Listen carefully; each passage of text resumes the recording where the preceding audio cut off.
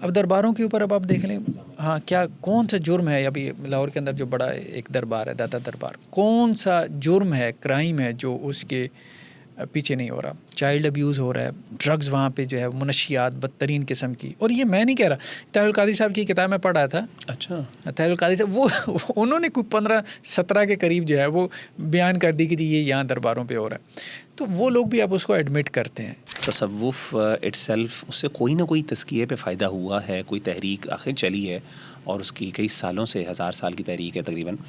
تو اس میں انہوں نے کوئی چیزیں، کوئی ظاہر ہے کچھ نہ کچھ تو پروڈیوس کیا ہوگا. تو ڈو یو تھنک کہ اس کو کچھ نہ کچھ ہم کسی معنی میں، کسی لیول پہ اس سے بینیفٹ حاصل کر سکتے ہیں؟ آپ کے محلے کی مسجد کے امام صاحب ہیں، کچھ آپ سے بہتر ہوں گے، آپ کے قریب کوئی عالم دین ہے آپ سے بہتر ہوں گے، ٹھیک ہے، آئیڈیل نہ بھی ہوں مربی. اسی طرح سے آپ کے دوستوں میں ایسے لوگ ہو سکتے ہیں، لائف پارٹنر آپ کا بعض اوقات آپ سے بہتر ہو سکتا ہے، وہ آپ کو بہت ساری چیزوں میں گائیڈ کر سکتا ہے. بھئی آپ کے اندر یہ مسائل ہیں، اگر آپ مطلب آپ کی طلب سچی ہے تو آپ اپنے دوستوں سے پوچھ سکتے ہیں بھئی میرے اندر کیا مسائل ہیں، اپنے لائف پارٹنر سے پوچھ سکتے ہیں، اس کو آپ بہتر بنانے کی اپنے طور پہ کوشش کر سکتے ہیں. ظاہر جیسے آپ نے بتایا کہ وقت کی کمی بھی ہے لوگوں کے پاس، اور اسی طریقے سے روزگار کی وجہ سے بہت سے لوگ مصروف ہیں، مربی بھی اس طریقے سے ریڈیلی اویلیبل نہیں ہے. آپ نے کہا ایک گیپ پایا جاتا ہے. چلیں کچھ لوگ جو ہوں گے جن کو صحبت مل جاتی ہے، اچھی بات ہے، لیکن ہر بندے کو وہ میسر نہیں آتی، تو کتابوں کی طرف لوگ رخ کرتے ہیں. دوسری بڑی وجہ یہ ہے کہ مدارس نے معلمین بہت پیدا کیے، اچھے مدرسین پیدا کر دیے، ٹیچرز پیدا کر دیے، لیکن مربی پیدا نہیں کیے، ٹورز پیدا نہیں کیے. اس پہ باقاعدہ ورکنگ کرنے کی ضرورت ہے. دیکھیں معلم اور جو مربی ہوتا ہے نا، اس میں بہت فرق ہوتا ہے. معلم جو ہے نا وہ جسٹ آپ تک جو اس کے پاس علم ہے آپ تک پہنچا دیتا ہے. تو ہمارے ہاں علماء کی تو کثرت ہمیں مل جاتی ہے، قیل وقال کہنے والے بہت سے لوگ ہیں، لیکن ایسا شخص جو واقعی جس سے دیکھتے ساتھ ہی، جس کو دیکھتے ہی اللہ یاد آ جائے، عام طور پہ اسٹیٹمنٹ کہی جاتی ہے، اس طرح کے مربی تلاش کہاں سے کرے بندہ؟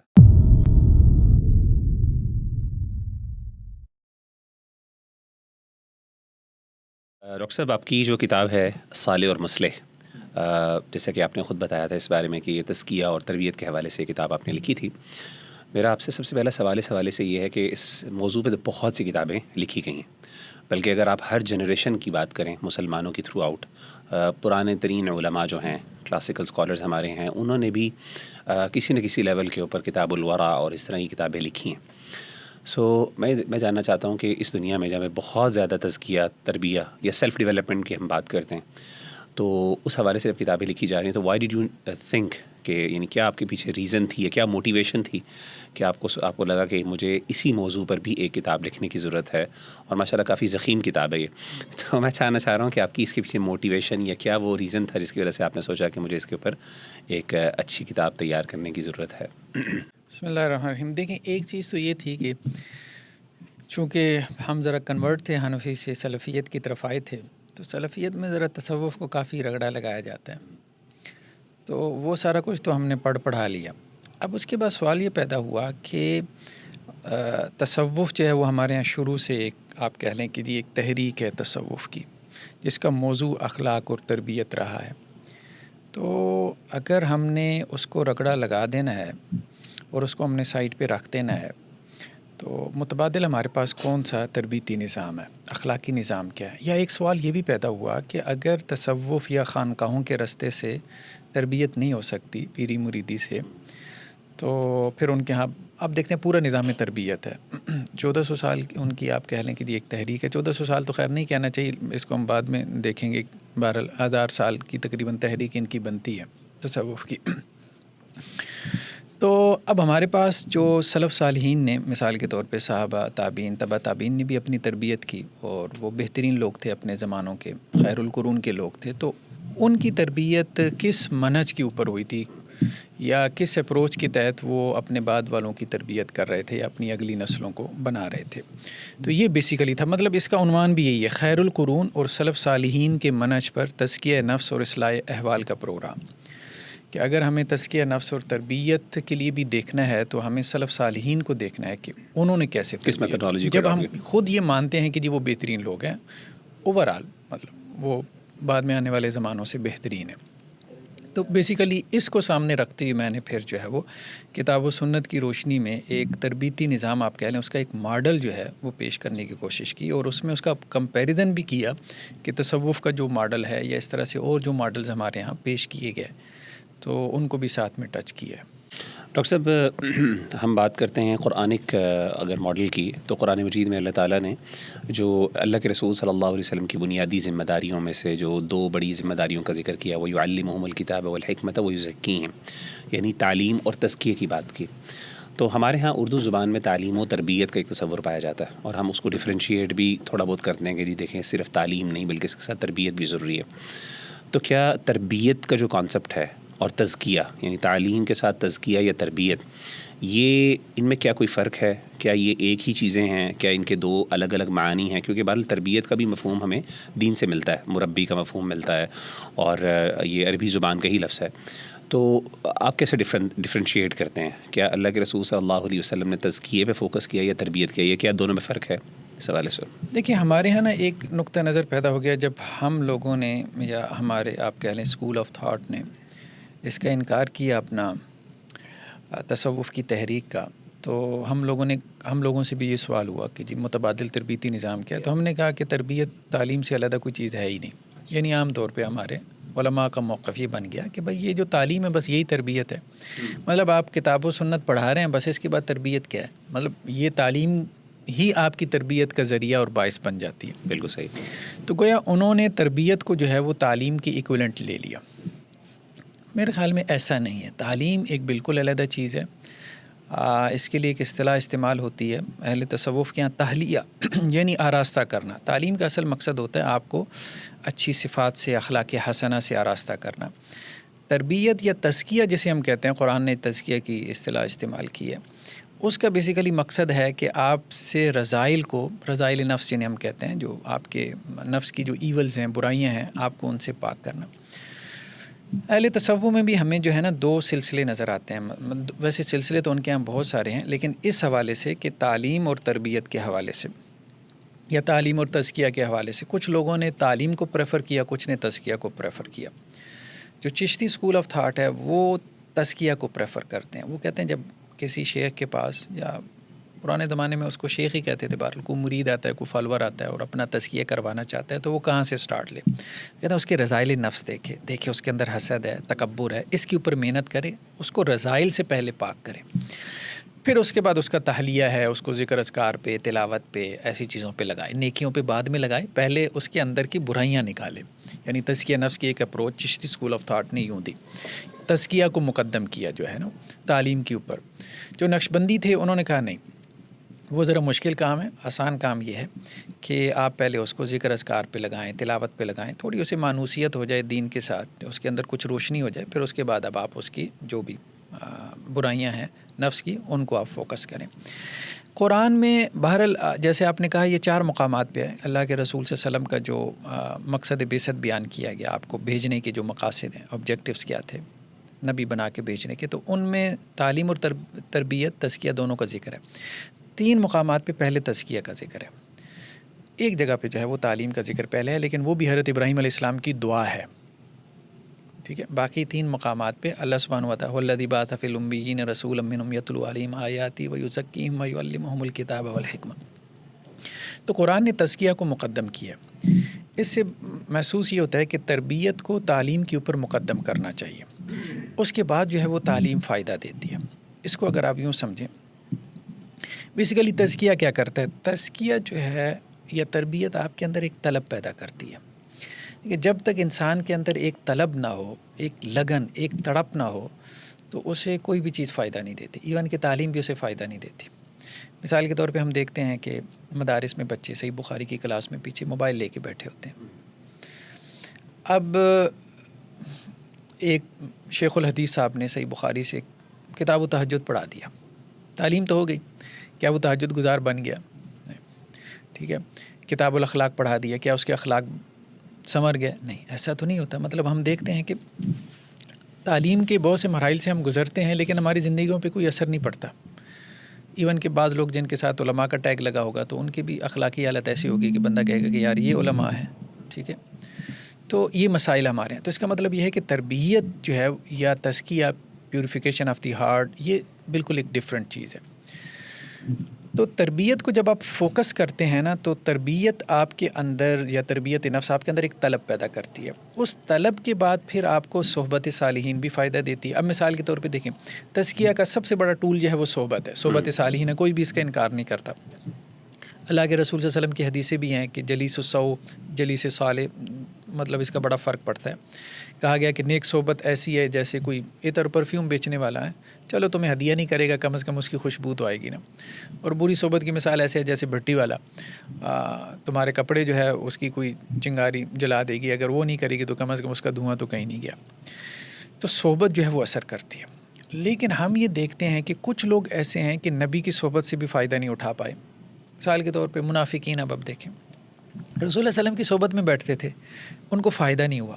وجہ کیا ہے؟ طلب نہیں, طلب نہیں. تو طلب کا ہونا بہت ضروری ہے. جب انسان کے اندر ایک طلب اور تڑپ پیدا ہو جاتی ہے, پھر اس کے بعد اسے تعلیم فائدہ دیتی ہے. جب وہ پھر حاصل کرتا ہے نا, پھر اس کے سامنے گولز ہوتے ہیں, آبجیکٹیوز ہوتے ہیں. ٹھیک ہے, میں مثال کے طور پہ اب ایک ہی کلاس میں سارے طالب علم برابر نہیں ہوتے. ٹھیک ہے, جس کے اندر طلب لگن نہیں ہے بس وہ ایک سسٹم میں بس بیٹھا ہوا ہے. جس کے اندر طلب لگن ہے نا تو اسے پتہ ہے میرے یہ گولز ہیں, میں نے یہ پڑھانا ہے. وہ اور طرح سے نوٹس لے رہا ہوتا ہے, اور طرح سے پڑھ رہا ہوتا ہے, ساز کے ساتھ کوسچن آنسر سیشن کر رہا ہوتا ہے, ایکسٹرا ٹائم لگا رہا ہے, لائبریری میں بیٹھ رہا ہے, اسائنمنٹس کر رہا ہے, ریسرچ کر رہا ہے, اور جگہوں کی طرف بھاگ دوڑ کر رہا ہے. تو بہت فرق پڑ جاتا ہے ایک طالب کے اندر اور ایک جو ہے جو طالب نہیں ہے. یعنی ایک پیسو ہے اور ایک ایکٹیو لرنر ہے نا. پیسو لرنر اور ایکٹیو لرنر کی ہم باقاعدہ ایک ٹرم بھی استعمال کرتے ہیں. اس لیے ہم یہ جو لفظ بولتے ہیں نا طالب علم, طلب جس کے اندر ہو, تو یہ بہت اہم لفظ ہے. ہم اس کے اوپر غور نہیں کرتے. تو ہمارے ہاں جو ہے نا وہ طلب نہیں ہوتی, لیکن وہ طالب علم ہوتے ہیں, طلب نہیں ہوتی. ڈاکٹر صاحب یہ آپ نے یعنی اس کے ساتھ پھر اسی سے متعلقہ سوال معلم اور مربی کا ہے. یعنی اسی کی بیسس پہ پھر آپ کے نزدیک جیسے آپ نے بات کی تو معلم اور مربی میں کوئی فرق ہمیں ڈٹرمن کرنا چاہیے. یہ بہت کرنا چاہیے. اس کی وجہ یہ دیکھیں ہمارے ہاں معلمین ہم نے تیار کیے, مدارس بھی ہمارے ہاں جو ہے نا وہ تعلیمی نظام کے اوپر بیس کر رہے ہیں. مدارس کے اندر تربیتی نظام نہیں ہے. میں نے کہا ایک بڑی وجہ یہی ہے کہ شاید انہوں نے سمجھ لیا کہ تعلیم ہی تربیت کا ٹول ہے. دوسری بڑی وجہ یہ ہے کہ مدارس نے معلمین بہت پیدا کیے, اچھے مدرسین پیدا کر دیے, ٹیچرز پیدا کر دیے, لیکن مربی پیدا نہیں کیے, ٹورز پیدا نہیں کیے. اس پہ باقاعدہ ورکنگ کرنے کی ضرورت ہے. دیکھیں معلم اور جو مربی ہوتا ہے نا اس میں بہت فرق ہوتا ہے. معلم جو ہے نا وہ جسٹ آپ تک جو اس کے پاس علم ہے آپ تک پہنچا دیتا ہے. مربی ایسا نہیں کرتا. مربی کیا کرتا ہے, وہ یہ کرے گا کہ عمل کی جس سطح کے اوپر وہ ہوگا نا تو وہ اپنے فالوورز کو عمل کی اس سطح پہ لانے کی کوشش کرے گا. بالکل یہ مثال کے طور پہ وہ تہجد گزار ہے نا, تو اس کے ساتھ بیٹھنے والا مطلب جیسی تیسی کوئی تہجد پڑھنا شروع کر دے گا. ٹھیک ہے, تو اس کا سارا زور جو ہے وہ اس کی تربیت کے اوپر ہوگا, اس کے عمل کے اوپر ہوگا, علم کے اوپر اتنا زیادہ زور نہیں ہوگا. ٹھیک ہے, انسان کو دیکھیں آخرت میں کام تو عمل نہیں آنا ہے, علم میں اس طرح سے کام نہیں آنا. اور ہمارے یہاں یہ تقسیم شروع سے ہی واضح ہو گئی تھی تابعین کے زمانے سے. جیسے حضرت حسن بصری, ان کے بارے میں بڑے بڑے علماء نے کہا, جیسے امام شافعی نے کہا حضرت حسن بصری کہ اچھے وائز ہیں, عالم نہیں ہیں. خیر ان کے تبصرے کے اوپر وہ کچھ لوگوں نے تنقید بھی کی, لیکن کہنے کا مقصد یہ کہ ان کی مجلسیں جو ہے نا وہ واعظ سے بھری ہوتی تھی, اور اس میں واعظ و نصیحت بہت زیادہ ہوتی تھی. حسن بصری علیہ رحمہ, مطلب آج بھی ان کے اقوال جو ہے نا اخلاقی اعتبار سے بہت زیادہ کوٹ کیے جاتے ہیں, بہت پیش کیے جاتے ہیں, اور اس میں گہرائی بھی بڑی ہے. دوسری طرف ہم سعید بن مسیب کو دیکھتے ہیں تو حلال حرام اور یہ تناظر فقی ہیں. ٹھیک, تو شروع سے یہ ایک فرق واضح ہو گیا تھا کہ یہ معلمین ہیں, ٹھیک ہے, یہ علماء کی کیٹیگری ہے, اور یہ مربی ہے. تو کچھ ایسے بھی تھے جن کو آپ کہہ سکتے ہیں کہ وہ ایک ہی وقت میں معلم اور مربی بھی تھے, لیکن ایسے لوگ کم تھے. بالکل ہاں, عموماً جیسے اب دیکھیں نا کہ حضرت جنید بغدادی علیہ رحمہ, ان کی امام ابن تیمیہ علیہ رحمہ بھی ان کی بڑی تعریف کرتے ہیں. ان کو سید الطائفہ کہتے ہیں. مطلب یہ طائفہ سے مراد یہ صوفیاء کا جو طائفہ گروپ ہے کہ اس کے وہ سردار ہیں. تو بہرحال وہ بہت اچھے مربی تھے. تو مربی آدمی جو ہے نا وہ فوکس کرتا ہے آپ کی تربیت کو, آپ کے عمل کو. اس کی صحبت میں آپ بیٹھیں گے آپ کا عمل درست ہو جائے گا. معلم کی صحبت میں بیٹھنے سے آپ کے عمل پہ کوئی اتنا خاص فرق نہیں پڑتا. شاید علمی طور پہ آپ کو فائدہ ہو جائے. ہم دیکھتے ہیں کہ جب یہ تحریک شہیدین چلی ہے, سید احمد بریلوی علیہ رحمہ, ان کے ساتھ بڑے بڑے علماء تھے جیسے شاہ اسماعیل شہید, بڑا نام ہے شاہ اسماعیل شہید کا, وہ شاہ ولی دہلوی علیہ رحمہ کے پوتے ہیں ایک اعتبار سے کیا پوتے. تو اچھا, وہ اب یہ جب پشاور میں تحریک پہنچی ہے تو وہاں یہ ہوا کہ فجر کی نماز کے بعد سید احمد بریلوی علیہ رحمہ جو ہے وہ درس دیتے تھے، اچھا. اور شاہ اسماعیل شہید سامنے بیٹھے ہوتے تھے، اور وہ درس ہوتا تھا اخلاقیات کے اوپر، تربیتی. ظہر کی نماز کے بعد جو ہے وہ شاہ اسماعیل شہید علیہ رحمہ درس دیتے تھے، اور وہ درس حدیث ہوتا تھا، اور سید احمد بریلوی سامنے طالب علم بن کے بیٹھے ہوتے تھے. تو مطلب انہوں نے مربی اور استاذ کا، معلم کا فرق رکھا کہ سید احمد شہید عالم دین ہیں اور ان سے انہوں نے علم حاصل کرنا ہے سید احمد بریلوی نے، اور وہ مربی ہیں اور شاہ اسماعیل شہید ان سے تربیت حاصل کر رہے ہیں. اور شاہ اسماعیل شہید علیہ رحمہ نے ان کی بیعت کی بھی تھی سید احمد بریلوی، حالانکہ وہ اتنے بڑے عالم اور سپاہی کے عالم نہیں تھے. تو یہ فرق ہمیں نظر آتا ہے. آپ دیکھیں نا، یہ جو جملہ شیخ الکل علامہ نذیر حسین دہلوی علیہ رحمہ نے بولا اپنے شاگرد مولانا عبداللہ غزنوی کے بارے میں، کہ جب وہ ان کے پاس پڑھنے کے لیے آئے تو ان سے بخاری انہوں نے پڑھی، تو انہوں نے تبصرہ کیا کہ مجھ سے بخاری پڑھ گیا اور مجھے نماز سکھا گیا. سبحان اللہ، کیا بات. تو اب ظاہری بات ہے کہ انہیں نماز تو آتی تھی، نماز ان کو نہیں آئے گی اور کس کو آئے گی. تو جنہوں نے جو ہے وہ مطلب دہائیوں تک صحیح بخاری پڑھائی، تو وہ ان کی نماز دیکھ کے نا متاثر ہوئی ہے کہ یہ مجھے نماز سکھا گیا. تو یہ ہے کہ معلم اور مربی میں بڑا فرق ہوتا ہے. ڈاکٹر صاحب، عام طور پہ آج کل کے دور میں ظاہر ہے سوال یہ پیدا ہوتا ہے کہ اس طرح کا مربی جو اس لیول کا ہمبل بھی ہو، ہیوملٹی بھی ہو، پھر اس کا اپنا عمل، اس کا عمل سب سے زیادہ میٹر کرتا ہے. تو ہمارے ہاں علماء کی تو کثرت ہمیں مل جاتی ہے، قیل وقال کہنے والے بہت سے لوگ ہیں، لیکن ایسا شخص جو واقعی جس سے دیکھتے ساتھ ہی، جس کو دیکھتے ہی اللہ یاد آ جائے، عام طور پہ اسٹیٹمنٹ کہی جاتی ہے، اس طرح کے مربی تلاش کہاں سے کرے بندہ؟ کیا ایسے بندے کیا موجود ہیں؟ اور پھر بالفرض موجود بھی ہیں تو وہ تزکیہ یا تربیہ کا جو ایک پورا نظام ہے وہ ڈیمانڈ کرتا ہے صحبت. تو آج کل کسی مربی سے نہ وہ ٹائم آپ ایکسپیکٹ کر سکتے ہیں کہ وہ آپ کو اپنے ساتھ رکھے گا. پرانے زمانے میں تو لوگ اپنے مربی کے ساتھ رہتے تھے، جا کے باقاعدہ ان کے ساتھ ٹائم اسپینڈ کیا کرتے تھے، مائیں بچوں کو چھوڑ دیا کرتی تھیں. لیکن اب اس دور کے اندر وہ بیچارہ اس کے گھر میں رہیں، کیا کرے، اس کے ساتھ کس طرح کی صحبت کریں، حاصل کریں، مطلب یہ ساری چیزیں ایک امپورٹنٹ سوالات ہیں لوگوں کے. So how do you respond to these? دیکھیں، یہ ہمارے ہاں ایک کمی ہے، اس گیپ کو فل کرنے کی ضرورت ہے. صرف ہمارے ہاں نہیں بلکہ دوسروں کے ہاں بھی جو مربی ہیں نا، وہ سلطان الفقر اور امام العارفین اور رہبر طریقت و شریعت فلاں، یہ وہ ڈمکان، وہ صرف برا نام ہے، وہ شو پیس ہیں، دکھانے کے ہیں، ہاتھی کے دانت ہیں، سیدھی سی بات ہے. ان کی صحبت سے اب آپ کہیں کہ جی کوئی آپ دین کے کوئی قریب ہو جائیں گے، وہ چند ایک بس فنکاریاں ہیں. مثال کے طور پہ ان میں سے کچھ ایسے ہیں جو ہاتھ ہلا کے کرنٹ مارنے والے ہیں، مرغ بسمل کی طرح آپ کو تڑپا دیا اور آپ کا جو سینہ ایسے دھک دھک کر رہا ہے، جی یہ کیا، یہ قلب جاری ہو گیا. کچھ ایسے ہیں جو فنا اور بقا والے ہیں، کچھ ایسے ہیں جنہوں نے آپ کو مراقبوں پہ لگا دیا، میڈیٹیشن پہ اب سیریں کروا رہے ہیں کہ جی کشف قبور ہو رہا ہے، قبر پہ کھڑے ہو کے آپ کو مردے کے احوال معلوم ہو رہے ہیں. بھائی ہو رہے ہیں، مطلب اس سے میری عمل کو کیا فرق پڑے گا.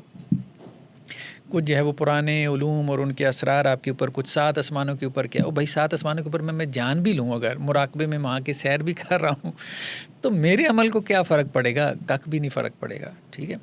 تو اصل میں وہ لوگ بھی کچھ اور چیزوں میں الجھے. کچھ نے سما اور رقص و سرود کی محفلیں سجا لیں، قوالیوں کو جو ہے وہ دین بنا لیا، وہ دھمال ڈالی جا رہے ہیں. ٹھیک ہے.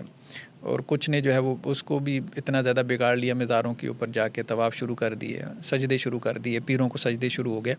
تو یہ سب تصوف کے نام پہ ہو رہا ہے، تربیت کے نام پہ ہو رہا ہے. تو وہاں پہ بھی اب وہ لوگ نہیں رہ گئے جو کوئی ابتدائی زمانے میں ہوا کرتے تھے، جن کی صحبت کوئی فرق ڈالتی تھی، اب وہ نہیں. تو اب تو صرف آپ کہیں کہ کاروبار ہے، سیدھی سی بات ہے یہ سارا. تو سولوشن کوئی بندہ کہتا ہے تو ہم کیا کوئی کانٹمپریری سولوشن ہم نکال سکتے ہیں اس سے کوئی نہ کوئی؟ ہاں دیکھیں، فی الحال تو یہ ہے کہ ایک تو یہ کہ اس کو فوکس کرنا چاہیے کہ جس طرح ہم نے معلمین تیار کیے نا، تو ایک ٹارگٹ کے تحت ہمیں مربی تیار کریں، ایک نظام تربیت سے گزار کے ہم کچھ لوگوں کو مربی بنائیں. اور یہ ایک مزاج ہوتا ہے، وہ خود ہی اسیس کر لیا جائے کہ ایک بندے کا جن لوگوں کے اندر مزاج ہے نا تربیتی، ان کو اس رخ پہ ڈالا جائے. ان کو تعلیم کے مزاج، جیسے ہمارے ہاں وہ صوفی جو تھے، اپنا کیا نام ہے، اہل حدیث کے ہاں وہ کافی معروف تھے، ہاں صوفی عیش اور صوفی عبداللہ جو ہیں. تو اسی طرح سے اور کچھ لوگ جو ہے وہ اب آپ دیکھیں گے ہمارے ہاں کافی زیادہ، جیسے یہ 2 فیملیز تھیں، غزنوی فیملی اور لکھوی فیملی اہل حدیث کے ہاں، یہ کافی معروف تھے اس حوالے سے. تو ان کا مزاج ہوتا تھا. تو اب جیسے یہ غزنوی خاندان کا مزاج اوپر سے چلا آ رہا تھا نا، ٹھیک ہے، تو اسی طرح سے لکھوی خاندان کا بھی مزاج اوپر سے چلا آ رہا تھا. تو ایسے مزاج کے لوگ جو تربیتی مزاج کے، ان کو اسی طرف انہیں لگا کاموں پہ دیں، لگانا چاہیے۔ انہیں کاموں پہ لگانا چاہیے اور پھر لوگ ان کی صحبت اختیار کریں، بڑے بڑے علماء۔ دیکھیے دیوبند میں نے یہ دیکھا ہے، اناف میں یہ دیکھا ہے کہ ان کے علماء جیسے تقی عثمانی صاحب، اب وہ جو مولانا اشرف علی تھانوی علیہ رحمہ کے جو خلیفہ تھے، ٹھیک ہے، وہ ان کے مطلب بیعت ہو جاتے تھے، اور وہ عالم نہیں ہوتے تھے، وہ مربی ہوتے تھے۔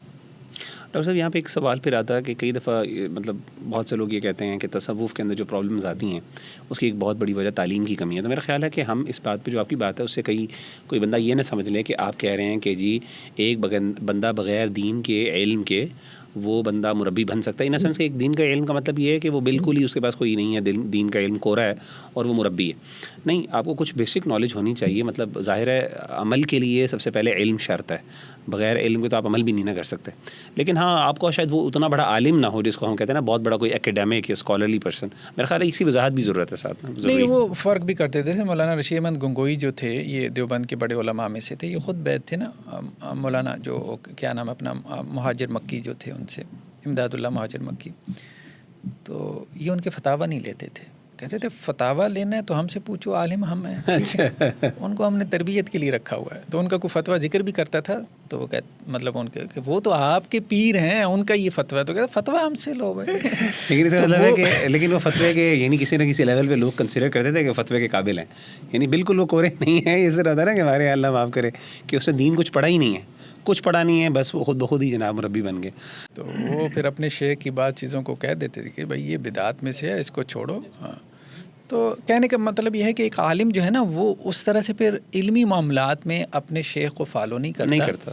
ہاں، وہ صرف اس کی صحبت سے فائدہ اٹھانے کی کوشش کرتا ہے، وہ بھی اس وجہ سے کہ آپ دیکھیں نا علم کا دائرہ بھی اتنا وسیع ہو گیا ہے، ایک عالم اپنے آپ کو نا اس علم کے دائرے میں لگا دیتا ہے، کھپا دیتا ہے کہ اسے تربیت کے لیے ٹائم ہی نہیں ملتا۔ یہ آج کا بہت بڑا عالمیہ ہے۔ دیکھیں میری اس کتاب کا نام یہی تھا صالح اور مسلح، مطلب ہمیں صالح بھی ہونا چاہیے، ہمیں مسلح بھی ہونا چاہیے۔ یہ کتاب کا عنوان میں نے کیوں رکھا؟ کیونکہ میں کافی عرصہ آپ کہیں کہ سالوں تک مطلب اس کشمکش میں رہا کہ اگر انسان صالح بننے کی کوشش کرتا ہے نا تو مسلح نہیں بن پاتا۔ اچھا، اگر آپ مسلح بننے کی کوشش کرتے ہیں تو آپ صالح نہیں بن پاتے۔ اس کی وجہ کیا ہے؟ وجہ یہ ہے کہ صالح بننے کے لیے آپ کو جو ٹائم چاہیے، بالکل ٹھیک ہے، ریاضت نفس آپ کی وہ سارا تقویٰ جو آپ اور کو فوکس چاہیے، تو آپ مسلح کیسے بن پائیں گے؟ اچھا، جب آپ صالح بنتے ہیں نا تو پھر ایک کیفیت ایسی پیدا ہوتی ہے، یار دوسروں کی کیا اصلاح کرنی، میرے اپنے اندر اتنے مسائل ہیں۔ مطلب جو صحیح معنی میں جب آپ تھوڑے سے صالحیت کی طرف جاتے ہیں، صالحیت کی طرف آپ جب صحیح معنوں میں جانا شروع کرتے ہیں نا، پھر آپ کہتے ہیں کہ یار میں صرف اپنی بھی اصلاح کر لوں زندگی میں تو یہ بھی میرے لیے بہت بڑا کارنامہ ہے، ٹھیک۔ اچھا، جب آپ اصلاح نفس کی طرف جاتے ہیں دوسروں کی، تو ظاہری بات ہے کہ آپ کا اپنا نفس نثر انداز ہوتا ہے۔ تو یہ ایک بہت بڑا المیہ ہے، مطلب کہ انسان نا ڈاماڈول ہوتا رہتا ہے ادھر یا ادھر۔ تو اس لیے علماء کا رخ چونکہ دوسروں کی اصلاح کی طرف زیادہ ہوتا ہے تو ان کا اپنا نفس نثر انداز ہو جاتا ہے۔ مطلب آپ خطبہ جمعہ میں یہی فوکس کر رہے ہیں نا بھائی اپنی اصلاح کرو، اپنی اصلاح کرو، ٹھیک، اپنا نفس آپ کا نظر انداز ہو جاتا ہے نا اپنی طرف۔ کیونکہ ہر جمعے آپ نے کوئی نئی ٹاپک پہ بات کرنی ہے تو ہر نیا کوئی موضوع لے کے آنا، تو ہر نئے موضوع پر جو ریاضت نفس چاہیے، جو محنت چاہیے، اس کے لیے ٹائم پھر آپ نے اپنے آپ کو علمی جو انڈیورز ہیں اس کے اندر بھی لگانا ہے۔ ایسے ہی اب آپ دیکھیں نا جیسے سیرت کی کانفرنسز ہو جاتی، میں تو نوٹ کرتا رہتا تھا، اب بڑے بڑے مقالے پڑھے جاتے تھے، ظہر کی نماز کا وقت ہوتا تھا لوگ نہیں آتے، ٹھیک ہے۔ ایون کہ اب دینی اداروں میں بھی اب آپ دیکھ لیں، مثال کے طور پہ وہ میٹنگ چل رہی ہے، اذان ہو گئی ہے لیکن وہ میٹنگ کے لیے بیٹھے ہیں عام طور پہ، ٹھیک ہے، وہاں مسجد میں گنجائشیں نکل جاتی ہیں۔ تو علم آپ کا نا اتنی گنجائشیں نکال لیتا ہے آپ کے لیے کہ وہ آپ کا عمل کمزور پڑ جاتا ہے، ہر جگہ پہ تو آپ کی گنجائش نکل آتی ہے۔ لیکن وہ جو ہوتا ہے نا اپنا مربی ہوتا ہے، چونکہ اس کا فوکس ہوتا ہے عمل، تو وہ کہتا ہے بھائی تہجد بھی تمہارے لیے پڑھنا جو ہے وہ فرض ہے، صحیح، وہ تو یہاں سے سٹارٹ کرتا ہے، اور پھر وہ سختی بھی کرتا ہے، سختی بھی کرتا ہے، اس کے اندر یہ نظر آتی ہے کہ وہ پھر میٹنگز بھی کینسل کر دے گا، وہ اپنے ٹریول ٹائم کو بھی اس طریقے سے مینیج کرے گا کسی جگہ پہ بھی جانے کے لیے۔ ڈاکٹر صاحب ایک اور اہم جو آج کل سوال ہے وہ یہ ہے کہ ظاہر جیسے آپ نے بتایا کہ وقت کی کمی بھی ہے لوگوں کے پاس، اور اسی طریقے سے روزگار کی وجہ سے بہت سے لوگ مصروف ہیں، مربی بھی اس طریقے سے ریڈیلی اویلیبل نہیں ہے، آپ نے کہا ایک گیپ پایا جاتا ہے۔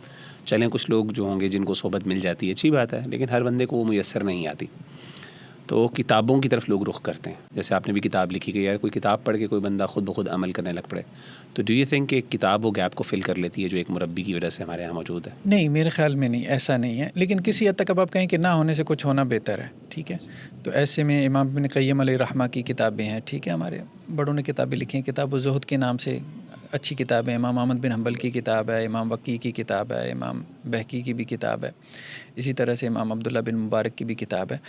تو ابن جوزی کی اچھی کتابیں جیسے منہاج القاصدین ہے ان کی کتاب، امام ابن قیم کی وہ بہت اچھی کتاب ہے. تو ان سے ہم استفادہ کر سکتے ہیں. لیکن بہرحال آپ کہیں کہ جی وہ مربی کی جگہ فل کر سکتی ہیں، تو یہ نہیں، یہ پاسبل نہیں ہے. مربی کے پاس بیٹھنے کا بہت فائدہ ہوتا ہے. دیکھیں میں نے بھی بڑا تصوف کا انکار کیا، صحیح بات یہی ہے.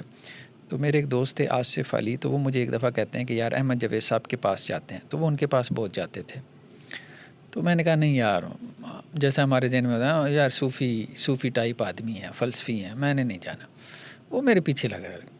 پھر نا ایک وقت ہے کہ چلیں تو صحیح نا. تو میں نے کہا چلو یار یہ مطلب جا کے دیکھ لیتے ہیں کیا فرق کیا پڑتا ہے، بات تو اس کی ٹھیک ہے. تو میں چلا گیا. تو مجھے کہتا ہے کہ 6 مہینے تک آتے رہو بس، اس کے بعد بے شک چھوڑ دینا. تو خیر اس کے بعد مجھے جب میں 6 مہینے تک جاتا رہا تو اس کے بعد مجھے احساس ہوا، اور وہ شدت سے احساس پیدا ہوا کہ معلم اور چیز ہے، مربی بالکل. یعنی وہی طلب پیدا ہوگی آپ کے اندر جو آپ شروع میں کہہ رہے تھے نا، معلم اور چیز ہے، مربی بالکل اور چیز ہے. مربی بالکل اور چیز ہے. تو وہ جو میری کبھی خواہشات ہوتی تھی کہ میں یہ کر پاؤں، انہوں نے مجھے کچھ بھی نہیں کہا، اور وہ میں کرنا شروع ہو گیا. مطلب جو میرے لیے بہت ہائی ایکسپیکٹیشنز تھیں عمل کی کہ کاش میں یہ کر لوں، ٹھیک ہے، وہ از خود ہونا شروع ہو گئیں، اور بغیر کسی دقت کے، بغیر کسی ایفرٹ کے، ایسے لگ رہا تھا آسانی سے ہونا شروع ہو گئی ہیں. اس کے بعد مجھے احساس ہوا کہ نہیں، مربی بالکل ہو رہا ہے. اور جسٹ اس کی صرف جو صحبت ہوتی ہے نا، وہاں بیٹھ جائیں. ضروری نہیں کہ انسان کو ساری چیزیں یاد رہیں، ساری چیزیں یاد رہیں، ٹھیک ہے. وہ صحبت آپ کے اندر بہت فرق، جیسے اللہ کے رسول صلی اللہ علیہ وسلم نے دیکھیں برف کی سل ہے نا، آپ اس کے پاس بیٹھیں گے ٹھنڈک ملے گی. آگ کے علاوہ کے پاس بیٹھیں گے آپ کو حرارت جو ہے، ہیٹ جو ہے ٹرانسفر ہوگی. تو ایک آدمی کے اندر ایمان کی انرجی ہے. ایون کہ ایک آدمی کے اندر، اچھا انسان کے اندر جو صفات ہوتی ہے نا، مجھے یہ بات سمجھ میں آئی، جیسے کسی کے اندر ہمبلنس ہے نا، تو وہ ہمبلنس ٹرانسفر ہوتی ہے. کسی کے اندر اب مثال کے طور پہ اگر آپ یہ چاہتے ہیں کہ میرے اندر تکبر ہے تو ہمبلنس پیدا ہو، تو کوئی بندہ اپنے ارد گرد ڈھونڈ لے. چلے کوئی بہت کامل مربی آپ کو نہ بھی ملے تو انسان اپنے بڑوں سے، جیسے انسان کے والد صاحب ہیں، اس سے بہتر ہیں. کچھ جزوی چیزیں انسان سیکھ سکتا ہے. آپ کی محلے کی مسجد کے امام صاحب ہیں، کچھ آپ سے بہتر ہوں گے. آپ کے قریب کوئی عالم دین ہے، آپ سے بہتر ہوں گے، ٹھیک ہے. آئیڈیل نہ بھی ہوں مربی. اسی طرح سے آپ کے دوستوں میں ایسے لوگ ہو سکتے ہیں، لائف پارٹنر آپ کا بعض اوقات آپ سے بہتر ہو سکتا ہے، وہ آپ کو بہت ساری چیزوں میں گائیڈ کر سکتا ہے. بھئی آپ کے اندر یہ مسائل ہیں. اگر آپ مطلب آپ کی طلب سچی ہے تو آپ اپنے دوستوں سے پوچھ سکتے ہیں بھئی میرے اندر کیا مسائل ہیں. اپنے لائف پارٹنر سے پوچھ سکتے ہیں، اس کو آپ بہتر بنانے کی اپنے طور پہ کوشش کر سکتے ہیں، ٹھیک ہے. اب اللہ کے رسول صلی اللہ علیہ وسلم نے دیکھے نا، یہ بات کہی ہے نا کہ دیکھو تمہاری جنت کا دروازہ تمہارا باپ ہے. کتنی بڑی بات ہے، ٹھیک ہے. تو اب چاہو تو اس کو ضائع کر دو، چاہو تو اس کو سنبھال کے رکھ لو. اب بہشتی دروازے کے نیچے سے گزرنے کے تو سارے تیار ہیں. وہ جنت کا دروازہ اس کے گھر میں ہے، اور وہ مشکل کام ہے نا. ہاں وہ مشکل کام، وہ سینکڑوں کلومیٹر دور جا کے ایک دروازے کے نیچے سے گزر رہا ہے. تو یہ بہت اہم چیز ہے. ڈاکٹر صاحب ایک آپ نے کچھ بات کی امام ابن قیم کی بھی اور دیگر ائمہ کی بھی، امام ابن الجوزی رحمہ اللہ کی. تو ہمارے ہاں نا مختلف دو بیسکلی ٹریڈیشنز ہمیں نظر آتی ہیں تصوف میں بھی پرائمریلی. جیسے آپ نے کہا ایک اثری ٹریڈیشن ہے، ایک اشعری ٹریڈیشن ہے، اور ظاہر ہے ان کا اثر جو ہے اپنی موومنٹس کے اوپر بہت زیادہ ہے. اور ان کے جو فلیگ بیئرز ہیں میجورٹی آف دا ٹائمز جن کو کنسیڈر کیا جاتا ہے امام غزالی ہیں، اور ایک طرف آپ کو ابن تیمیہ، ابن قیم خاص طور پہ، اور اس طریقے سے ابن الجوزی جیسے لوگ ہیں. جو دو ٹریڈیشنز آپ کو نظر آ رہی ہیں پیرلل میں، اور دونوں نے اپنے اپنے ماڈلز پیش کیے ہیں. تو ماشاء اللہ آپ نے اس کتاب کے اندر ان چیزوں کو بھی تھوڑا سا، ان کی بھی اپروچز کو، ماڈلز کو ڈسکس کیا، because you have given an alternative model as well yourself.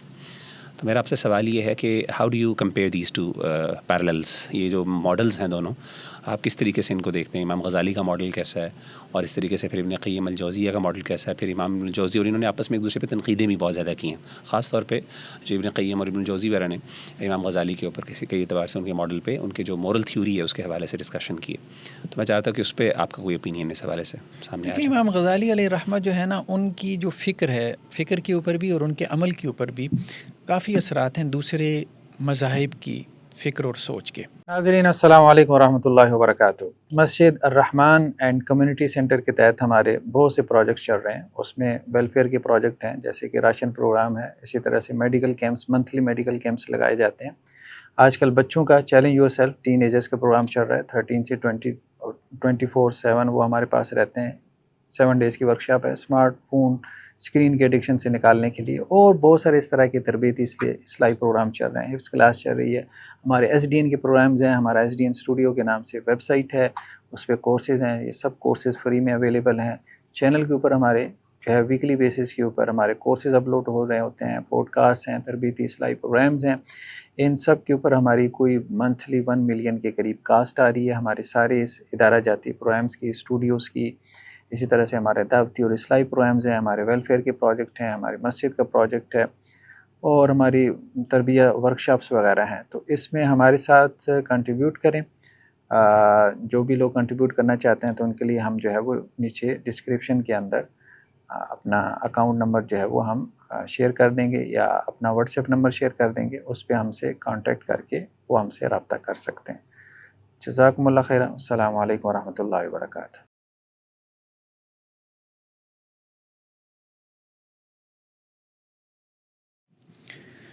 تو احیاء العلوم دیکھیں، بات یہ ہے کہ ایک اعتبار سے امام غزالی بڑا دماغ ہے، یہ بات تو ٹھیک ہے، بڑا دماغ ہے. بڑا دماغ ہونے کی وجہ سے جب وہ چیزوں کو پیش کرتا ہے تو وہ تھیورائز کرتا ہے نا، ایک پورا سسٹم تھاٹ بناتا ہے، تو وہ چیز آپ کو بڑی اٹریکٹ کرتی ہے. لیکن اس کے اندر جب آپ اس کو شریعت کی نظر سے دیکھتے ہیں نا تو کافی کمزوریاں ہیں امام غزالی علیہ رحمہ کے ماڈل میں. مثال کے طور پہ ان کے ماڈل میں ایک چیز کیا ہے کہ جی تزکیہ نفس کے لیے اصول اربع: قلت طعام، قلت منام، اور اسی طرح سے جو ہے وہ قلت کلام، قلت اختلاط مال انام. 4 چیزوں یہ کی 4 آپ نے چیزیں قلت انہوں نے کرنی. فوکس کی. اب مسئلہ یہ ہے کہ جب آپ ان 4 چیزوں کو شریعت کی نظر میں دیکھتے ہیں تو ہماری شریعت یہ تو نہیں کہتی کہ آپ قلت طعام کی طرف جائیں. اللہ کے رسول صلی اللہ علیہ وسلم نے کثرت طعام کو پسند نہیں کیا. مثال کے طور پہ یہ حدیث ہے کہ جی جو کافر ہے وہ 7 آنتوں سے کھاتا ہے اور مومن 1 آنت سے کھاتا ہے. ٹھیک ہے، کثرت طعام پسندیدہ نہیں ہے، لیکن قلت طعام کو بھی پسند نہیں کیا. اگر قلت طعام پسندیدہ ہوتا تو اللہ کے رسول صلی اللہ علیہ وسلم ہمیشہ روزہ رکھنے کو ناپسندیدہ کیوں قرار دیتے؟ ٹھیک ہے، تو یا ایسے صحابہ کو آپ صلی اللہ علیہ وسلم کیوں تنبیہ کرتے جنہوں نے نظر مان لی تھی کہ جی ہم نے کھانا نہیں کھانا، ہم نے جو ہے وہ یہ نہیں کرنا وہ نہیں کرنا. تو آپ صلی اللہ علیہ وسلم نے اس کو پسند نہیں کیا. آپ یوں کہہ سکتے ہیں کہ جی ہمارے دین میں یہ ہے کہ معتدل کھانا کھانا چاہیے. یہ نہیں ہے کہ جی اب آپ قلت طعام کے ذریعے سے جو ہے وہ اپنی کیا کریں، اس کو توڑیں، شہوت کو توڑیں. دیکھیں، قلت طعام کے ذریعے سے آپ نے اپنے نفس کو تو کمزور کر دیا. جب آپ نے اپنے نفس کو کمزور کر دیا تو اب ایک مریل آپ کہہ لیں، چلیں گدھا تو نہیں کہتے، شیر ہی کہہ لیں. اب مریل شیر کے اوپر آپ ایک فتح کا جھنڈا گاڑ ہیں، ٹھیک ہے، جو مرنے کے قریب ہے. بھوک کی وجہ سے شیر کی حالت بھی بری ہو جاتی ہے نا، اسے شکار نہ مل رہا ہو تو وہ پڑا ہوا ہے. اب آپ اس کے اوپر جا کے جھنڈا گاڑ، میں نے شیر جو ہے اس کو مار لیا. تو اس لیے یہ کوئی میرے خیال میں تصور نہیں ہے اس طرح سے. ایون اب یہ بات کہ جی قلت کلام ہونی چاہیے، دیکھیں قلت کلام ہمارے دین میں کوئی مقصود نہیں ہے. ہمارے دین میں یہ ہے کہ اگر کوئی خیر کی بات آپ کر رہے ہو تو کثرت کلام کرو. اگر آپ نے شرعی منہ سے نکالنا ہے تو پھر آپ نہ نکالو بھائی، خاموش رہو. ٹھیک ہے، تو اب ہمیں یہی باتیں جو ہے وہ سلف سے ملتی ہیں کہ جی سکوت جو ہے وہ شر پھیلانے سے بہتر ہے، اور سکوت سے بہتر ہے کہ آپ خیر کی بات کرو. اسی طرح سے آپ قلت منام کی بات کرتے ہیں تو اللہ کے رسول نے اس کو بھی پسند نہیں کیا، بلکہ حدیثیں موجود ہیں کہ جی اگر آپ کی نیند پوری نہیں ہے تو نماز نہ پڑھو. بعض اوقات انسان نماز پڑھ رہا ہوتا ہے نا اور نیند پوری نہیں ہوتی، اور غلبہ نیند کی وجہ سے اللہ کے رسول نے کہا معلوم ہی نہیں کہ زبان سے کیا کہہ رہا ہے، اپنے آپ کو گالی بک رہا ہے یا اللہ کی حمد و ثنا بیان کر رہا ہے، تو بھائی پہلے سو جاؤ اور اس کے بعد نماز پڑھو. تو ایون کہ عبادت سے روک دیا. اسی طرح قلت اختلاط کا معاملہ بھی یہی ہے. تو اگر اختلاط سے لوگوں کو فائدہ ہو رہا ہے، آپ کو فائدہ ہو رہا ہے تو آپ کریں، نہیں ہو رہا تو نہ کریں. تو امام غزالی علیہ رحمہ کا جو ماڈل ہے نا، اس میں تھوڑا سا وہ والی رہبانیت کا ٹچ ہے جو یہ بدھ مت میں اور ہندو مت میں اور یہ عیسائیت میں آپ کو کرسچینٹی میں نظر آتی ہے. کیونکہ جب یونانی فلسفہ آیا اور ادھر ادھر سے یہ چیزیں انفلوئنس ہوئی ہے، کافی ساری چیزیں آپ کو نظر آتی ہیں. ایون کہ اب آپ دیکھیں نا، وہ اتنا زیادہ خلوت کو اپریشیٹ کرنا شروع ہو گئے تھے. انہوں نے کہا کہ جماعت اور جمعہ کی نماز اگر ترک کر دے نا خلوت کی خاطر تو یہ اچھا ہے. حالانکہ یہ بات ٹھیک نہیں ہے. اور پھر علامہ ابن جوزی علیہ رحمہ نے جو تنقید کی منہاج القاصدین وغیرہ میں، وہ ایک اچھی تنقید ہے. اور لیکن یہ بھی نہیں کہہ سکتے کہ ان کی ساری چیزیں جو ہے وہ غلط ہیں. امام غزالی کی خاص طور پہ جو ان کی ایک بحث ہے قواعد ثلاثہ کے حوالے سے، کہ ہمارے ہاں بیسیکلی جو ہے وہ جنریٹرز ہیں، قوتوں کے جنریٹرز ہیں. 3 قوتوں کو انہوں نے کہا کہ اصل ہے: قوت غضب، قوت شہوت، اور ایک تیسری قوت انہوں نے اس کو بیان کیا، ابھی میں اس کو تھوڑا سا مس کر رہا ہوں. تو اب وہ کہتے ہیں قوت عقل. تو اب انہوں نے کہا کہ جی یہ جو قوت غضب ہے، اب اس کی کثرت بھی اچھی نہیں ہے، کیونکہ اس کی کثرت زیادہ ہوگی قوت غضب کی تو انسان ظلم کو پیدا کرے گا، اور اگر قوت غضب میں اس کی کمی ہوگی تو بزدلی پیدا ہوگی، بے غیرتی پیدا ہوگی. تو اگر اس میں بیلنس پیدا کرے گا تو اسی کا نام شجاعت ہے. تو اس طرح سے انہوں نے اخلاق حسنہ اور رذائل کی بحث کی ان قوتوں کے گرد گھما کے، تو وہ ایک اچھی بات ہے. تو اچھی باتیں بھی آ گئی ہیں، لیکن زیادہ تر میں نے کوئی میٹرک میں شاید غزالی صاحب کو پڑھا تھا، تو ان کی ان چیزوں کے اوپر مطلب ان کو پریکٹس میں بھی لے آیا تھا، بلکہ قلت طعام ہونا چاہیے. تو اب ہم اس وقت حفظ کر رہے تھے. اب حفظ میں انسان کو بہت بھوک لگتی ہے، تو 4 پراٹھے ہم کھا جاتے تھے مجھے یاد ہے. لیکن اس کے بعد جب یہ میں نے چیزیں پڑھی کہ نہیں تربیت نفس کے لیے ضروری ہے کہ کھانا کم ہونا چاہیے، تو مجھے یاد ہے وہ پراٹھے اوپر جا کے چھت پہ میں کووں کو ڈال آتا تھا. تو اسی طرح جو ہے وہ قلت منام ہونا چاہیے. اب نیند بہت آتی تھی، ساری بات ہے، 15-16 سال کی عمر میں کتنی نیند آتی ہے. تو مجھے یاد ہے کہ میں جون جولائی کی گرمیوں میں اب پنکھا چلا کے نہیں سوتا تھا کہ مچھر کاٹے تاکہ رات تہجد کے لیے بیدار ہو سکوں. تو وہ مطلب ایک ماڈل ہے، وہ ماڈل آپ کو نا ایک انتہا پسندی کی طرف لے جاتا ہے. ایسا نہیں ہے ہم نے اس کو پریکٹس نہیں کیا، اپنے طور پہ جتنا سمجھ میں آیا ایک خاص عمر میں میں نے اس کو پریکٹس بھی کیا، لیکن مجھے لگتا ہے کہ نہیں وہ غلط تھا. وہ اعتدال پر مبنی نہیں ہے. ابن قیم وغیرہ کی جو بحثیں ہیں نا وہ معتدل ہیں اور ان میں گہرائی بھی ہے، اور وہ اس کو شریعت سے سپورٹ بھی کرتی ہیں. امام غزالی کے احیاء العلوم میں آپ دیکھیں گے کہ ضعیف اور موضوع روایتیں بھی آپ کو مل جائیں گی. اچھا، ابن قیم وغیرہ یہ لوگ اور اسی طرح علامہ ابن جوزی وغیرہ یہ اس حوالے سے محتاط ہیں، یہ صحیح روایات سے استدلال کرتے ہیں، اور پھر ایک معتدل ورژن جو ہے وہ آپ کے سامنے آتا ہے. ڈاکٹر صاحب جیسے آپ نے بات کی نا یہ امام غزالی کے ماڈل کے حوالے سے، اور یہ بات بہت زیادہ ہم اپنے جو تزکیہ اور تربیہ کی کتابوں میں دیکھتے ہیں، اور یہ کتاب یہ چیز میں نے امام ابن جوزی کی کتاب میں بھی دیکھی، خاص طور پہ ضم الہوا جو میری نظر، میں نے بھی ابن جوزی کی کتابیں کافی پڑھی ہیں اس حوالے سے، کہ جو اقوال السلف ہیں خاص طور پہ، یا سلف سے کہنا یہاں پہ یہ اقوال المربین کی اگر ہم بات کر لیں، یا متصوفہ یا صوفیہ، ان میں ہمیں نا ایک ایکسٹریمزم نظر آتا ہے، اور ایک امپریکٹیکل یا امپریکٹیکلٹی آپ سمجھ لیں نظر آتی ہے. مثال کے طور پہ کہ اتنے دن تک انہوں نے یہ کیا اور انہوں نے بالکل کبھی یہ نہیں کھایا، سالن نہیں، مثال کے طور پہ کبھی سالن نہیں کھایا، یہ کرنے کے بعد انہوں نے پوری زندگی صرف ان چیزوں پہ گزار دی. اب اس طرح کے جب ایکسٹریم اقوال ہمیں نظر آتے ہیں، اور یہ کثرت سے اتنے زیادہ ہیں کہ مطلب وہ لگتا ہے اوور ویلمنگلی بہت زیادہ ہیں، تو وہ جو ایک ہمیں ایک، اور یہ ان کو کوٹ بھی کیا جاتا ہے again for inspiration and motivation. تو مجھے ایک قسم کا گیپ نظر آتا ہے کہ جب ہم احادیث کا مطالعہ کرتے ہیں اور نبی صلی اللہ علیہ وسلم کی سیرت کو دیکھتے ہیں، اس میں زمین آسمان کا فرق ہے. تو اس طرح کے اقوال لیکن بہرحال ہماری ہر کتاب میں ملتے ہیں. حسن البصری اور اس طرح کے لوگوں کے بڑے بڑے ائمہ کے، جنید بغدادی کے ایسے اقوال مل جاتے ہیں جس کے اندر بعض اوقات ہمیں لگتا ہے جیسے ہم ایگزاسٹ، اگر ہم یہ جیسے آپ نے بتایا نا کہ شدت پائی جاتی ہے. تو اس چیز کو کس طرح بیلنس آؤٹ کریں؟ کوئی بندہ یعنی ان کی حیثیت کیا ہے؟ جب ہم ان اقوال کو پڑھیں تو اس کو کیا لٹرل سینس میں لیں، یا اس کے پیچھے جو اصل میننگ ہے اہمیت کا بس وہی لیں؟ مطلب کس طریقے سے اس کو آپ نیویگیٹ کریں؟ دیکھیں، میں نے نا جب کچھ چیزوں کو پریکٹس کیا نا، اور یہ تصوف کی بھی کچھ چیزیں، کیونکہ میں جاتا بھی رہا صوفی یہاں بھی جاتا رہا، وہ لائٹیں بند کر کے جو ذکر کرواتے ہیں، ذکر جہری وغیرہ وہ بھی کرتے رہے، مطلب پریکٹس میں سب بھی کیا. دیکھیے بات یہ ہے کہ مزہ تو آتا ہے. اچھا، وہ مزہ جو ہے نا، یہ ایک میرے خیال میں غلط فہمی ہے کہ جی وہ مزہ یہ سمجھتے ہیں کہ جی شاید یہ وہ ہے جو تقرب اللہ کے نتیجے میں پیدا ہو رہا ہے. میرے خیال میں نہیں، یہ مزہ اسپرچولیٹی کا مزہ ہے، جسے آج جو ہے نا ویسٹ بھی ایکنالج کرتا ہے، ہاں ایکنالج کا، ایون ایتھیسٹ کرتے ہیں. تو جیسے اب آپ دیکھیں نا بدھ مت میں، اب آپ کے خیال ہے ان کے جو مانکس ہیں وہاں جا کے بیٹھے ہیں، پوری دنیا چھوڑ کے بیٹھے، انہیں مزہ نہیں ہے، مزہ نہیں مل رہا. وہ کہتے ہیں اصل ہیپینس تو یہاں پر ہے. ٹھیک ہے، جو آپ نے اپنے آپ کو ساری چیزوں سے جو ہے وہ آزاد کروا لیا، تمام ڈیزائر سے، خواہشات سے، تو وہ ہیپینس تو ملتی ہے، وہ مسلم اور نان مسلم اور سب کو ملتی ہے. تو وہ بیسیکلی اس ہیپینس کو، اس خوشی کو، اس مزے کو، اس لطف کو جو ہے نا، مولانا اشرف علی تھانوی علیہ رحمہ کے پاس ایک مرید ہے، کہنے لگے جی حضرت آپ نے ذکر پہ تو ڈالا مزہ نہیں آتا. انہوں نے کہا بھائی مزے کرنے ہیں تو اس کے لیے اور کچھ کام ہے کرنے والے. ٹھیک ہے، تو ہم تو جو ہے وہ ذکر جو اس کو اللہ کی عبادت سمجھ کے کرو، مزوں کے لیے مت کرو، مطلب ان کے کہنے کا مقصد یہ تھا. تو مزہ جو ہے نا ضروری نہیں. اب مثال کے طور پر ایک چھوٹی سی مثال دیتا ہوں. میں نے اس کو عبداللہ کو بھی، پھر اس کے بعد عبداللہ جب چھوٹا تھا، عروہ کو بھی، جب چونکہ عبداللہ نے حفظ کیا، اب عروہ کے بھی 10 پارے ہونے والے ہیں. اب جب ان کو سبق یاد کروانا، مثال کے طور پہ سبق نہیں یاد ہو رہا، اب آپ کو بھی اپنے بچوں کے ساتھ یہ مطلب کسی کو بھی ایکسپیرینس ہو سکتا ہے. اب جب بچے کو آپ نے سبق یاد کروانا ہے تو ایک تو یہ اسے یاد نہیں ہو رہا، آپ بھی ٹینس ہو رہے ہیں، وہ بھی ٹینس ہو رہا ہے. ٹھیک ہے، طبیعت آپ کی خراب ہو رہی ہے نا، ٹھیک ہے، اور اس کی بھی خراب ہو رہی ہے. اب آپ کہیں کہ جی اس عمل میں آپ کو کوئی مزہ آئے، یا اب آپ کہیں کہ جی کوئی تقرب اللہ کی کوئی فیلنگ آپ کو ہو رہی ہے، کچھ نہیں ہو رہے۔ دوسرا یہ ہے کہ آپ اکیلے میں بیٹھے ہیں، آپ قرآن کی تلاوت کر رہے ہیں، قرآن کی آیات پہ غور کر رہے ہیں، اس میں آپ کو کچھ فیلنگ بھی آتی ہے، مختلف لیول ہو سکتے ہیں جیسے آپ کے حالات ہوں اس کے اعتبار سے۔ اب اس میں سے بڑا نیکی کا کام کون سا ہے؟ ایک وہ جو آپ تنہائی میں بیٹھ کے جو ہے وہ قرآن کو اسٹڈی کر رہے ہیں، اور ایک جو آپ اپنے بچے کو پڑھا رہے ہیں۔ ایک میں فیلنگ ہے، نہیں یعنی لذت کے اعتبار سے تو اکیلے میں ہے، لیکن فائدے کے اعتبار سے دین کے اعتبار سے دین ہمارا یہی کہے گا کہ نہیں، مزوں کو چھوڑو، یہ کام ہے جو تمہیں اسائن کیا گیا ہے، یہ کرنے والا ہے۔ دین ہمارا مزوں کا نام نہیں ہے، دین ہے اللہ اور اس کے رسول صلی اللہ علیہ وسلم کے طریقے کو فالو کرنے کا۔ اس میں مزہ آئے نہ آئے، اس میں کوئی احوال اور کیفیات پیدا ہوں کہ نہ ہوں۔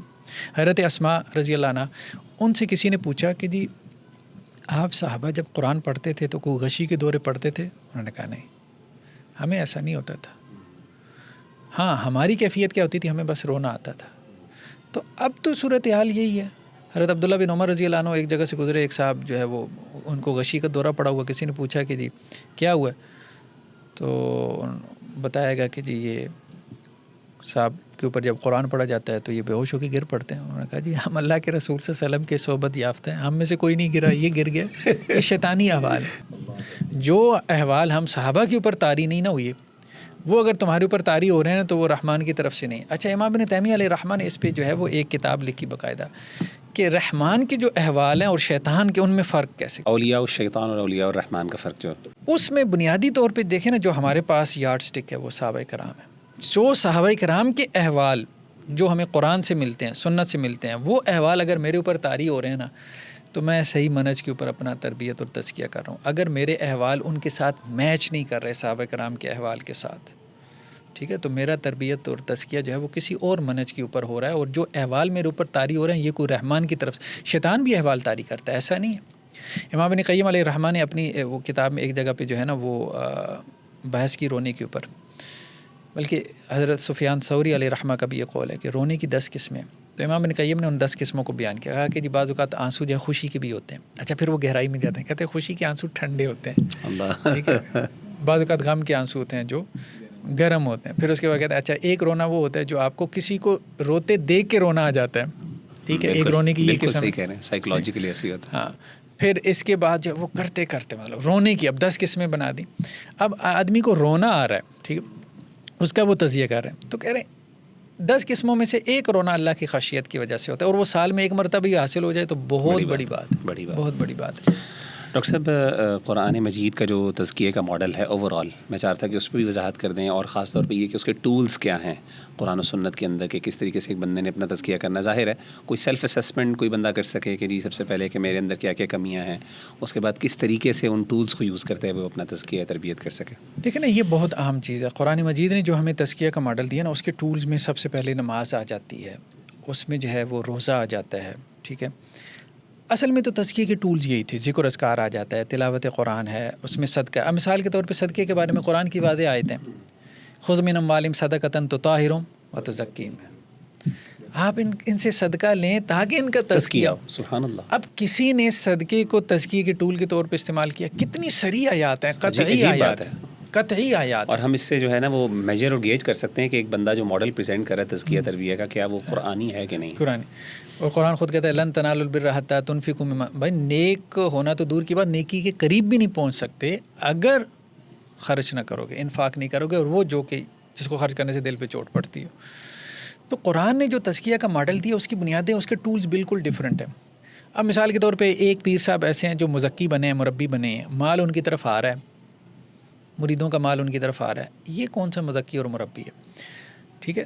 ہاں، اس پیر صاحب کا تزکیہ ہو سکتا ہے کہ جس کا مال اس کے مریدوں کے اوپر خرچ ہو رہا ہو، مطلب آپ میئر اگر کرنا چاہیں نا، کہ وہ ایک بندہ اچھا مربی اور مزکی وہ ہو سکتا ہے کہ جو خود قرآن کے ماڈل کے مطابق اپنا تزکیہ کر رہا ہو یا کر چکا ہو، کر تو نہیں چکا، ساری زندگی جاری رہتا ہے، تو وہ بہت زیادہ خرچ کرنے والا ہوگا، وہ لینے والا ہاتھ نہیں ہوگا، وہ دینے والا ہاتھ ہوگا، ٹھیک ہے۔ اسی طرح سے روزے کے بارے میں اللہ کے رسول کی کتنی حدیثیں ہیں، ٹھیک ہے، الصوم جنہ، صوم جنہ، گناہوں سے ڈھال ہے، گناہوں سے ڈھال ہے، اور تزکیہ یہی تو ہے، گناہ سے بچنا ہے۔ قرآن نے کہا کہ جی روزہ اللہ نے اس لیے فرض کیا تاکہ تم متقی بن جاؤ۔ پھر نماز، مطلب جو احسان کی کیفیت ہے اب تزکیہ جو ہے اس کا آپ کہہ لیں کہ جی اس کی چوٹی یہی ہے کہ انسان کی کیفیت پیدا ہو جائے، انت عبد اللہ کا انک ترا، کہ اللہ کی ایسی عبادت کر جیسے تم اللہ کو دیکھ رہے ہو یا اللہ تمہیں دیکھ رہا ہے۔ اب وہ کیفیت کہاں پیدا ہوگی؟ وہ نماز سے پیدا ہوگی۔ تو نماز بہت بڑا ذریعہ ہے تزکیہ نفس کا۔ تو اصل میں جو تزکیہ اس طرح ذکر و اذکار ہے، ٹھیک ہے، یا ایھا الذین آمنوا اذکروا اللہ ذکرا کثیرا، لیکن اس میں بھی اللہ کے رسول صلی اللہ علیہ وسلم نے توجہ دلائی کہ تمہاری زبان جو ہے وہ ذکر سے تر رہنی چاہیے، زبان سے ذکر کرے، ذکر لسانی ہو، مطلب زبان کا ہلنا چاہیے نا۔ اسی طرح سے تلاوت قرآن ہے، خود قرآن جو ہے پڑھا جاتا ہے تو ان کی جو ہے وہ اضافہ ہو جاتا ہے ان کے ایمان کے اندر جب قرآن کی آیات تلاوت کی جاتی ہیں۔ اب ہمارے ہاں ہوا یہ ہے کہ دوسری طرف ان چیزوں کو چھوڑ کے کچھ اور چیزوں کو تزکیہ نفس کے ٹولز اور ذرائع جو ہے وہ بنا لیا گیا۔ اصل میں تو یہ ان کو فوکس کرنا چاہیے۔ اب کسی نے اپنا تزکیہ کرنا بھی ہے نا تو نماز سے شروع کرے، مجھے یہ بات سمجھ میں آتی ہے، اور نماز میں مثال کے طور پہ 5 چیزوں کا اہتمام کریں، اور ان کا حدیثوں میں یہ آپ نے ساری چیزیں کتاب میں ڈسکس کی۔ کتاب میں مثال کے طور پہ اگر ایک بندہ اپنی نماز کو ٹھیک کرنا چاہتا ہے، دیکھیں اس میں 5 چیزوں کا اگر اہتمام کر لے تو اس کی نماز بہتر ہو جائے گی۔ اور نماز کو ٹھیک کرنے سے مراد یہ کہ نماز میں خشوع خضوع کی کہ قرآن نے یہ کہا نا قد افلح المؤمنون الذین هم فی صلاتهم خاشعون، جو اپنی نمازوں میں خشوع خضوع سے کام لیتے ہیں یہی کامیاب ہیں اور یہی جنت الفردوس کے وارث ہیں۔ اب خشوع کیسے پیدا؟ اور اللہ کے رسول نے توجہ بھی دلا دی، بلکہ حدیثوں میں آتا ہے آپ صلی اللہ علیہ وسلم فرمایا سب سے پہلی چیز جو اٹھائی جائے گی وہ خشوع ہے، نماز کے اندر خشوع اٹھایا جائے گا۔ ایک کوشش کریں مسجد میں جا کے اذان دینے کی کوشش کریں، دوسرا یہ ہے کہ تکبیر تحریمہ کے ساتھ نماز پڑھنے کی کوشش کریں۔ اب یہ ساری چیزیں ہیں کہ ایک ایک چیز کے بارے میں ہمیں بہت سی روایتیں مل جاتی ہیں اس کے فضیلت کے حوالے سے، پہلی صف میں نماز پڑھنے کی کیا فضیلت ہے، تکبیر تحریمہ کے ساتھ کیا فضیلت ہے، نماز مکمل کرنے کے بعد وہاں بیٹھے رہنے کی کیا فضیلت ہے، ٹھیک ہے، بالکل، پہلے جانے کی، اذان دینے کی کیا اور فضیلت اس ہے، کے درمیان اقامت کے درمیان دعا مانگنے کی، بالکل۔ اللہ کے رسول صلی اللہ علیہ وسلم نے کہا کہ اگر تمہیں معلوم ہو جائے کہ پہلی صف میں نماز پڑھنے کی اور اذان کہنے کی کیا فضیلت ہے تو تم قرآن اندازی کرنے لگو۔ یعنی اتنی کلیئرلی ایکسپلیسٹلی چیزیں مینشنڈ ہے، آپ کو آؤٹ آف دیز تھنگس جانے کی ضرورت ہی نہیں ہے کہ آپ وہ غنا کی طرف جائیں، رقص کی طرف جائیں اور وہ دل کو جاری کرنا۔ میرے خیال ہے یہ اتنے کام ہیں، جب یہ کام کر لیں ورنہ ایگزاسٹ ہو جاتا ہے، مجھے بتائیں۔ ہاں، یہ کام کرنے کے بعد ٹائم ہوا پھر آپ چلے دوسرے ٹولز بھی ٹرائی کر لیجیے گا، پہلے یہ تو اس کے بعد آپ کا تزکیہ نہ ہو تو پھر بتائیں۔ چوتھی چیز ڈاکٹر صاحب آپ نے اس میں اذان، پہلی چیز ذرا دوبارہ اگر ہم کاؤنٹ کریں، ایک یہ ہے کہ اذان کا اہتمام کرے کہ اذان کے وقت مسجد میں ہو، اور دوسرا ایک اور چیز جس کی فضیلت آئی ہے وہ یہ ہے کہ مسجد کی طرف پیدل چل کے جائیں، بالکل، گھر سے وضو کر کے۔ ہاں، کثرت الخطا کے لفظ آتے ہیں کہ ایک ایک قدم پہ اس کا ایک گناہ معاف ہو رہا ہوتا ہے۔ پھر جب دعائیں پڑھتے ہوئے اللہ کے رسول صلی اللہ علیہ وسلم جاتے تھے، اب دیکھیں نا نماز کا جو عمل تھا اس کو کہاں سے شروع کیا؟ اذان سے، اور وضو کر کے جب جا رہے بڑا عمل بنا دیا، بہت بڑا عمل بنا دیا نا، بہت بڑا عمل بنا دیا۔ ہم تو چلتے چلتے بس یہ دو رکھتے ہیں پڑے نکلیں گے۔ ایک اگر تم جو ہے وہ پیدل جا رہے ہو تو ایک قدم رکھ رہے ہو تو گناہ معاف ہو رہا ہے، ایک درجہ بلند ہو رہا ہے، ایک نیکی مل رہی ہے۔ پھر مسجد میں داخل ہونے کی دعا ہے، پھر وہ دعا کے اندر بھی عجیب مطلب اس کے معنی ہیں، کیفیت۔ پھر وہاں جا کے بیٹھ جاؤ، جب تک تم نماز کے انتظار میں ہو تو تمہیں نماز کا ثواب ہے، جسٹ نماز کے انتظار میں ہو، بیٹھ گئے مسجد میں جا کے، نماز کا ثواب۔ پھر نماز پڑھنے کے بعد پہلی صف میں تم نے پڑھ لی، اس کا الگ ثواب ہے، تکبیر تحریمہ کا الگ ثواب ہے۔ نماز پڑھنے کے بعد وہیں تم بیٹھے رہے، جب تک بیٹھے رہو گے کہ فرشتہ اللہ تعالیٰ سائن کر دیتا ہے جو تمہارے لیے مغفرت کی دعا کرتا رہتا ہے۔ تو پورا ماڈل تربیت کا تو ہمارے دین نے ہمیں دیا ہوا ہے۔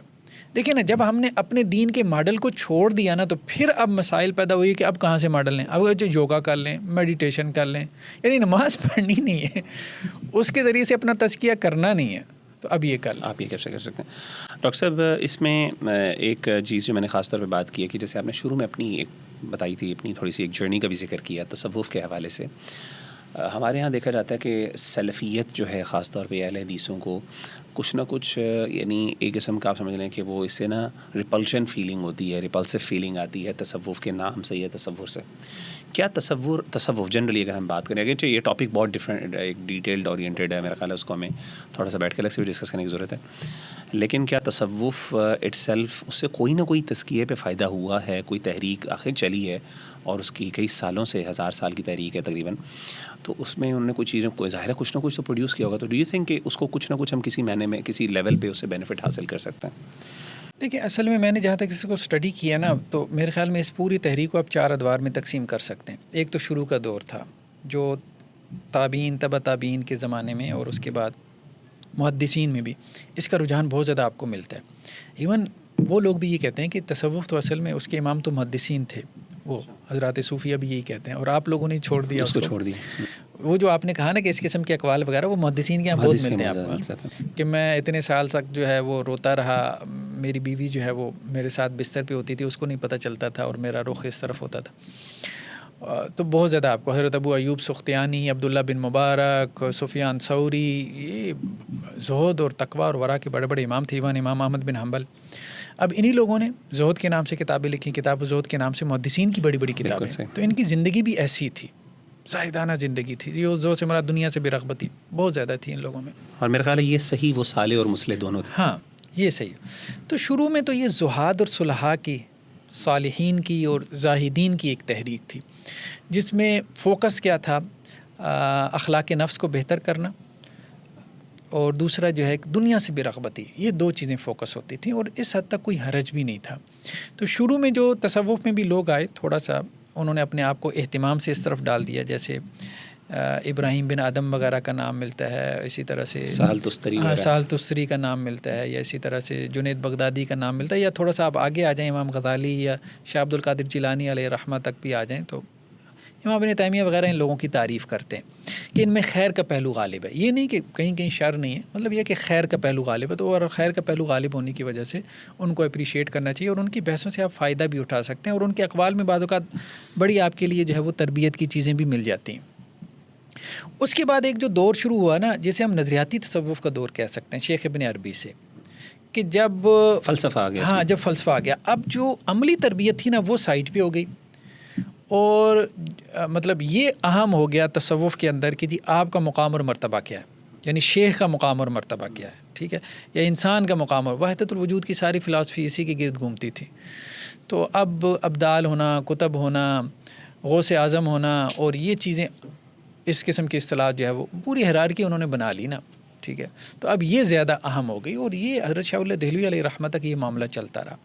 ایون کہ فیوض الحرمین کے نام سے جو کتاب ہے شاہ اللہ دہلوی علیہ رحمہ کی، اور اسی طرح سے بھی ان کو بھی آپ پڑھ لیں تو اس میں تربیت اور تزکیہ نفس سے زیادہ یہ چیز اہم ہے کہ ہمارا یعنی شیخ اور صوفی کا مقام اور مرتبہ کیا ہے. حالانکہ یہ چیز موضوع بحث ہونی نہیں چاہیے تھی، بھئی آپ کا مقام اور مرتبہ کیا ہے، چھوڑیں آپ، مطلب پوری دنیا آپ کے گرد گھوم رہی ہے، ٹھیک ہے. اب مطلب صوفی اپنا مقام تعین کرنے میں جو ہے وہ لگ گیا، ٹھیک ہے، میری وجہ سے دنیا چل رہی ہے اور یہ سارا نظام چل رہا ہے، بزرگ نے یہ کیا تو یہ ہو گیا، یہ بزرگ کیا تو یہ واقعات. نہیں، وہ اپنے بارے میں بھی کہہ رہے ہوتے ہیں. شیخ ابن عربی کو دیکھیں، اپنے بارے میں کہتے ہیں جی میں خاتم الاولیاء ہوں، میں نہیں ہوں تو کون ہوں، ٹھیک ہے. شیخ اللہ دہلوی علیہ رحمہ جو ہے وہ اپنے بارے میں اتنے بڑے بڑے دعوے کرتے ہیں، آپ حیران رہ جائیں. تو یہ ایک دور ہمارے یہاں آیا ہے، یہ ایک دور آیا ہے کہ جہاں صوفی نے جو ہے وہ اپنے مقام کو بہت زیادہ اہمیت دی. آپ نے پہلے یہ دوسرا دور بتا رہے ہیں؟ دوسرا دور، یعنی پہلا تو عملی تربیت کا دور تھا، وہ تابعین اور محدثین کا دور. اس میں عمل فوکس تھا. دیکھیں اگر تو تصوف سے مراد دو چیزیں ہیں نا، تو ہم تصوف کے حامی ہیں. ایک عبادت میں احسان پیدا کرنا، اور دوسرا اخلاق و رذائل کی بحثیں، ٹھیک ہے. آپ اخلاق حسنہ سے اپنے آپ کو متصف کریں، رذائل سے اپنے آپ کو پاک کریں. کون اس تصوف کا انکار کرے گا؟ کوئی سلفی انکار کرے گا؟ کوئی بھی نہیں کرے گا، ممکن ہی نہیں، پاسبل ہی نہیں. اور سلف صالحین کا یہی تصوف تھا، متقدمین صوفیاء کا یہی تصوف تھا، کیونکہ وہاں عمل جو ہے وہ فوکس تھا. پھر نظریاتی تصوف آ گیا. نظریاتی تصوف میں صوفی کا مقام اور مرتبہ، کرامات، پھر اس میں وہ بھی دور آیا کہ جی سلسلے بن گئے ان کے، وہ 4 سلسلے معروف ہو گئے، ٹھیک ہے. چشتیہ ہو گیا، سہروردیہ ہو گیا، نقشبندی ہو گیا. یہ سلسلے بھی بہت بعد میں آ کے بنے. پھر ان سلسلوں میں بھی بیعت بہت عام ہو گئی. پھر اس میں بھی کرامتوں کا ایک کانسیپٹ آ گیا، مقام اور مرتبے کا تعین کرامتوں سے ہونا شروع ہو گیا. جو جتنا بڑا صاحب کرامت ہے وہ خرق عادت واقعات جو ہے وہ دکھا دے. حالانکہ جو متقدمین صوفیات تھے وہ یہی کہتے تھے بھئی کرامت تو صوفی کا حیض ہوتا ہے، جیسے عورت حیض کو چھپاتی ہے ایسے وہ جو ہے وہ اپنی کرامت کو چھپاتا ہے. تو یہاں یہ کرامتوں کا اظہار ہونا شروع ہو گیا. تو یہ دور جو ہے نا، اس نے بہت بگاڑ پیدا کیا. پھر اس کے بعد جو ہے وہ آپ کہہ لیں کہ جی ایک تیسرا دور شروع ہوا. اس یعنی نظریاتی تصوف کے بعد وہ ایک تیسرا دور شروع ہوا، جس میں باقاعدہ یہ اس کے انسٹیٹیوشن بن گئے نا، جیسے ابھی ہم نے کہا کہ دربار بن گیا، انسٹیٹیوشنلائز کر دیا، انسٹیٹیوشنلائز کر دیا گیا، اور گدی نشین بیٹھنا شروع ہو گیا. پھر لاکھوں میں فالورز ہیں. اب ایک بھاگ دوڑ شروع ہو گئی پیری مریدی کی، ٹھیک ہے. پورا ایک سٹرکچر قائم ہو گیا، خانقاہی نظام اب آپ کہہ لیں. اب اس کے بعد اب تو سیدھی سی بات ہے، اب یہ جس چوتھے دور سے اب آپ گزر رہے ہیں، تو اب اس میں کیا، اب اس میں تو جرائم پیشہ لوگ زیادہ ہیں. اب درباروں کے اوپر اب آپ دیکھ لیں، ہاں کیا کون سا جرم ہے، ابھی لاہور کے اندر جو بڑا ایک دربار ہے داتا دربار، کون سا جرم ہے، کرائم ہے جو اس کے پیچھے نہیں ہو رہا؟ چائلڈ ابیوز ہو رہا ہے، ڈرگز وہاں پہ جو ہے منشیات بدترین قسم کی. اور یہ میں نہیں کہہ رہا، طاہر القادری صاحب کی کتاب میں پڑھا تھا، طاہر القادری صاحب وہ انہوں نے کوئی 15-17 کے قریب جو ہے وہ بیان کر دی کہ جی یہ یہاں درباروں پہ ہو رہا ہے. تو وہ لوگ بھی اب اس کو ایڈمٹ کرتے ہیں.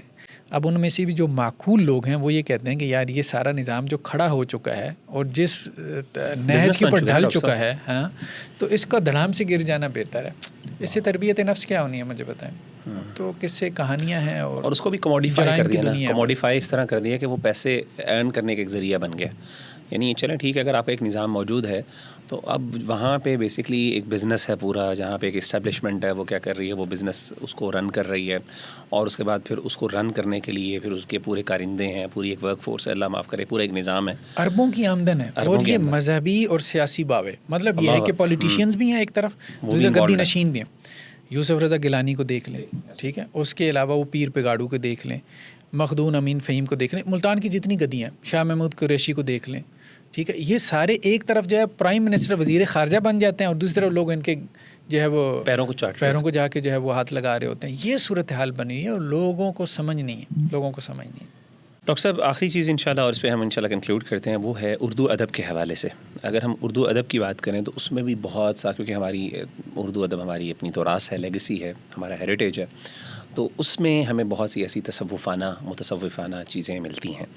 تو آپ کے خیال میں کیا ان کا بھی کوئی، آپ کا اردو کا بھی مطالعہ رہا ہے لٹریچر کا، تو اس کے اندر بھی کوئی فائدہ ہمیں نظر آتا ہے؟ وہ کس قسم کا تصوف وہاں پہ ہمیں نظر آتا ہے؟ اردو ادب نے نا میرے خیال میں تصوف کا ستیہ ناش کرنے میں، مطلب بیڑا غرق کرنے میں ایک آخری کیل ٹھوکنے کے مترادف ہوا ہے. شہاب نامہ آپ دیکھ لیں، اشفاق احمد صاحب کو بڑا شوق تھا، اور اس کے بعد جو ہے وہ ممتاز مفتی صاحب کو ان کی لبیک دیکھ لیں. اشفاق احمد صاحب کا ڈرامہ منچلے کا سودا وہ بہت پرانا ہے، لیکن جاوید چودھری صاحب کو ایک دور میں بڑا شوق چڑھا تھا. اب یہ سارے لوگ جو ہے نا تصوف کو صرف ایک نقطے کے گرد گھما رہے ہوتے ہیں. یعنی ہمارے اردو ادب لٹریچر میں وہ نقطہ کیا ہے؟ کرامات. یعنی ان کے نزدیک کیا ہے کہ تصوف بیسیکلی بابوں کا نام ہے، وہ بابے جو صاحب کرامت ہے. حالانکہ جو اصل صوفیاء ہیں نا، جو صحیح معنوں میں صوفیاء ہیں، وہ کرامت کو کوئی اہمیت دیتی ہی نہیں ہے. جیسے تصوف میں کچھ لوگوں نے اصلاحی کام کیا، ان میں مولانا اشرف علی تھانوی علیہ رحمہ کے کام کو اپریشیٹ کرنا چاہیے. انہوں نے کافی اصلاحی کام کیا. ان کی جو شریعت و طریقت ہے نا، تو یہ ان چیزوں کا رد کرتے تھے، بہت زیادہ رد کرتے تھے. یہ کرامتیں اور ان چیزوں کو تصوف بنا لینا، اور سما اور وجد اور ایسی چیزوں کو جو ہے وہ، تو وہ زور دیتے تھے بھئی کتاب و سنت کے اوپر عمل پیرا ہو. مطلب یہ اصل میں ہے. حضرت جنید بغدادی علیہ رحمہ کے پاس ایک صاحب آئے اور کافی عرصہ ان کے ساتھ رہے، کافی برس. پھر جب جانے لگے تو انہوں نے کہا کہ ابھی کچھ عرصہ اور مطلب صحبت میں گزار لو. تو انہوں نے کہا جی نہیں، بس اب مجھے لگتا ہے کہ میری تربیت ہو گئی ہے. تو انہوں نے کہا بھائی کس مقصد سے کس آئے تھے؟ کہنے لگے میں نے بڑا سنا تھا، بڑے کو پہنچی ہوئی شخصیت ہیں، تو بڑے جو ہے وہ صاحب کرامت ہیں، تو میں تو یہاں آیا کافی عرصہ رہا، میں کو کرامت نظر نہیں آئی. تو پھر انہوں نے اس کو ایک بات کی، انہوں نے کہا مجھے یہ بتاؤ جتنے برس تو میرے ساتھ رہے، مجھے کسی حرام کا ارتکاب کرتے دیکھا؟ انہوں نے کہا نہیں. کسی فرض کو چھوڑتے دیکھا؟ اس نے کہا نہیں. کہنے لگے اس سے بڑی کوئی کرامت نہیں ہے. تو یہ کسی بندے کے اندر ہے تو وہ صاحب کرامت ہے. تو اصل کرامت یہی ہے کہ کوئی فرض آپ سے چھوٹنے نہ پائے اور کسی حرام کا آپ سے ارتکاب نہ ہونے پائے. تو یہ آپ ولی اللہ، آپ اللہ کے ولی، اس دور کے ولی. جزاک اللہ خیر ڈاکٹر صاحب، ماشاء اللہ it was a nice discussion with you. تو انشاءاللہ آئی ہوپ کہ یہ کتاب ماشاءاللہ اویلیبل ہوگی آپ کی ویب سائٹ پہ بھی. ویسے ہاں، یہ ہماری جو ویب سائٹ ہے drhafizmohammadzubیر.com، وہاں سے مل جائے گی، تصانیف کے سیکشن سے PDF اس کی ڈاؤن لوڈ بھی ہو جائے گی. اور ویسے اگر کسی نے میرا خیال ہے خریدنی ہے تو ادارے کا نام دارالبصیرہ ہے، راولپنڈی میں چکلالہ اسکیم 3 میں ہے. ویسے یہاں اردو بازار میں کتاب سرائے اردو بازار لاہور سے بھی مل جائے گی، اور جس کا آپ کے ساتھ کوئی تعلق ہے اس کو فری میں مل جائے گی انشاءاللہ. جزاک اللہ خیر جی، ملتے ہیں انشاءاللہ آپ کو. السلام علیکم ورحمۃ اللہ وبرکاتہ.